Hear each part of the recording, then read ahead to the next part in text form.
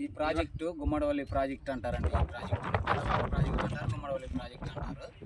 ఈ ప్రాజెక్టు తెగిపోయి చాలా గ్రామాలు వెలేరుపాడు సర్వనాశనం అయి కూలిపోయినారు.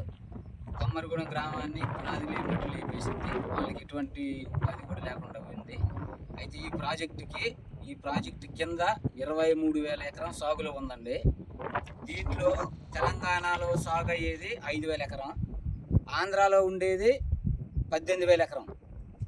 ఈ తెలంగాణ గవర్నమెంట్ ఏం చేశారంటే ఈ ప్రాజెక్టుకి తాత్కాలికంగా రింగ్ వేద్దామని చెప్పేసి 3,50,00,000 కేటాయించారు.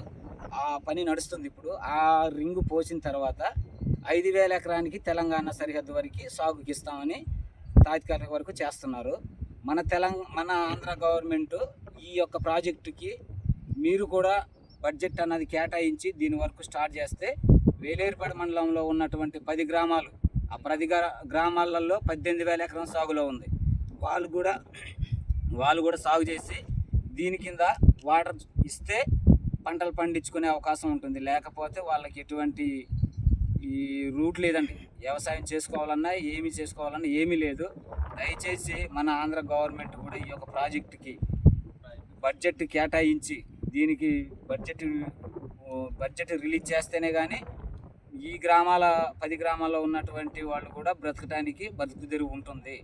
లేదంటే ఆ సాగును కూడా వదిలేసుకోవాల్సి వస్తుంది. తెలంగాణ గవర్నమెంట్ చేసేది ఓన్లీ ఒక 5,000 ఎకరాలకి సాగు ఇవ్వటానికి వరకే తాత్కాలిక వరకు నిర్వహించి చేస్తుంది.